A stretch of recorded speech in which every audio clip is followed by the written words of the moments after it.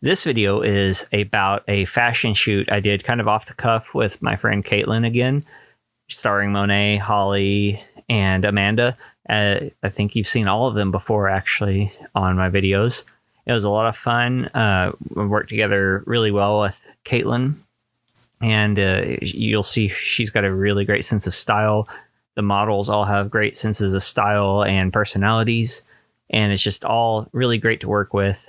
And I'll show you how I did that using available light, how I used kind of not prime lighting, and also how I worked to try to help things like the color schemes and color stories, as you would say, that Caitlin came up with for the outfits, and how maybe I helped make decisions and helped guide things from the photographic end. Did I just whistle? Anyway, let's check it out.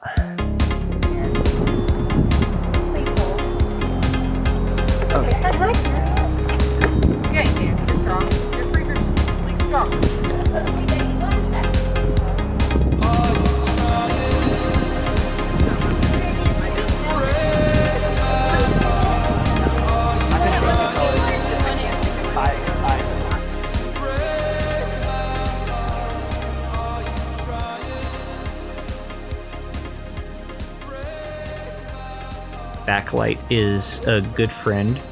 I really like Backlight.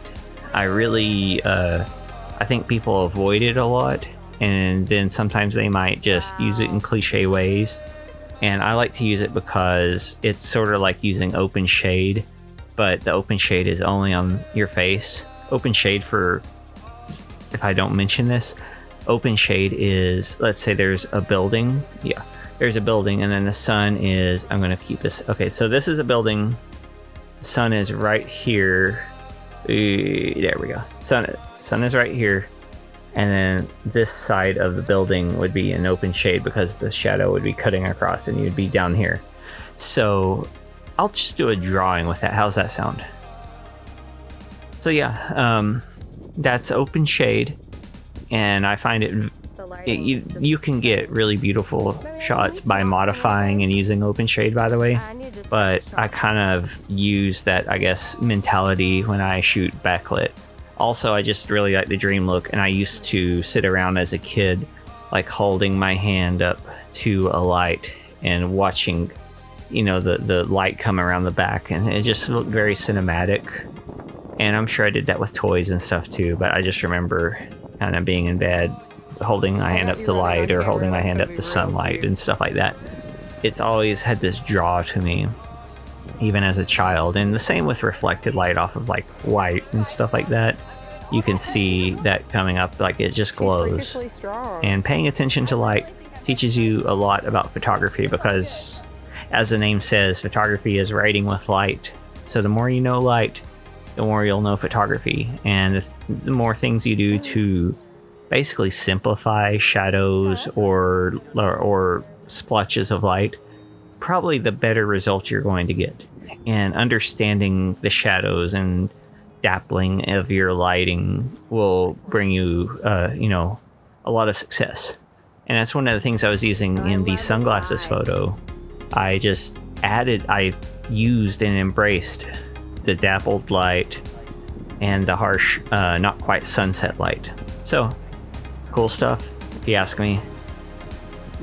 Group photos are best when built, when you just take time to assemble them. You feel like you're taking forever, you're probably just taking a few minutes. Okay. Like I just keep You're a rhinestone coward. move over this way. But you are going to. So what we're going to look at here is how I build a group photo. There was some intent here on color on Caitlin's behalf, and you can probably see that here, the color theme. And for this, I chose a neutral backdrop, this white wall and the gray wall. It was pretty straightforward. I just made sure the ends, Monet and Amanda, were turned inward a little bit to draw the eye within the photo instead of having them lead out. Like if Holly, the one in the middle, were on the outside looking like that, she'd lead your eyes off the photo. So there's the thinking on that, and I just arranged the background on this one to be kind of a symmetrical composition and let the colors pop out from the otherwise neutral backdrop. It goes from just chaos into something that comes together and means something. You kind of have to walk your models through it because it sounds crazy when they're doing it.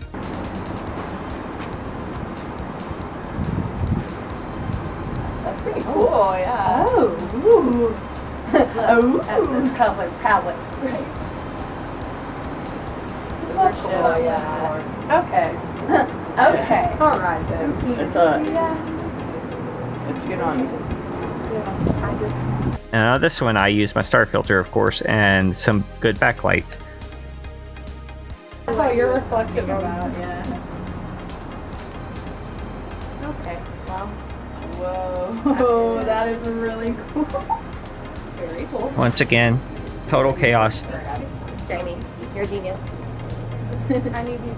You know, you kind of leave them hanging, but you assure them, and then they see the result, and then everyone gets real excited, and then you'll get more good stuff out of them because they'll trust you at that point. Also shot some one-on-one photos, and this is Holly, just enjoying her in slow motion. She's a great model, and it's a great look. The wind was blowing, and yeah.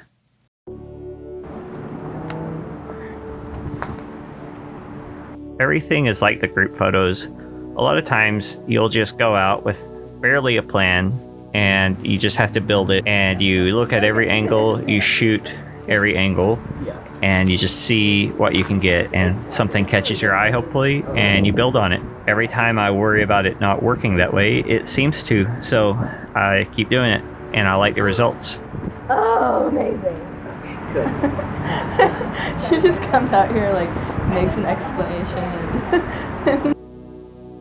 I want these to have that cinematic, epic feel, and so that's another reason why I just went ahead and went with backlighting for this group photo.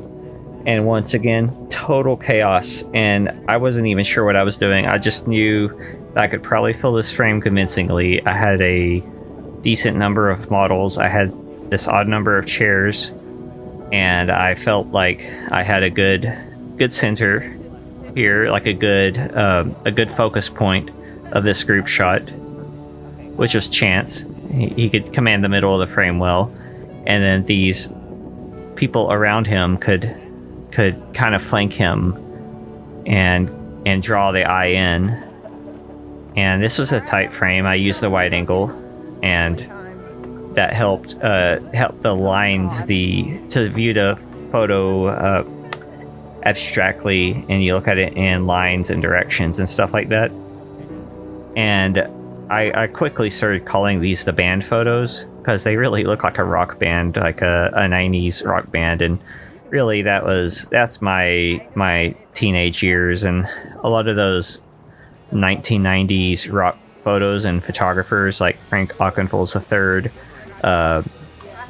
and I'm going blank on all of them, but they were big influences on me.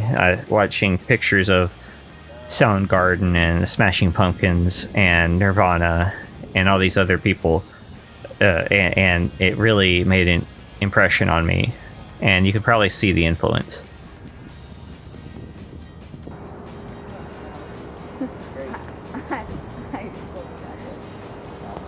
Obviously, I don't know.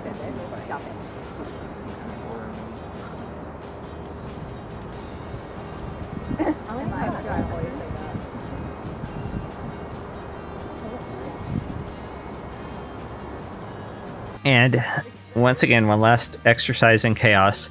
We built a picture on this boat. It made no sense, but once again, it still felt like a band photo.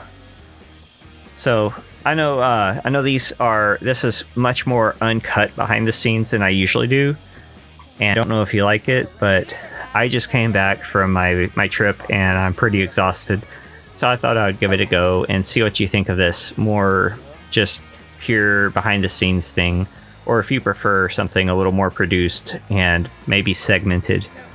So let me know what you think, and I'm gonna end with a closing message I recorded before I left. Oh, yeah. I think it's beep on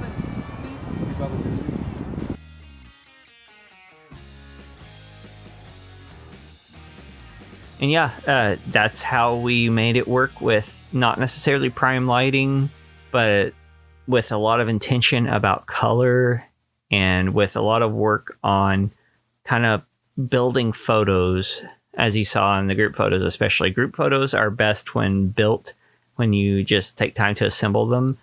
But thank you for watching, and hopefully you'll get something out of this. Don't forget to subscribe, like the video, turn on notifications, and join my Patreon. And I will see you next week with my review of my LA trip.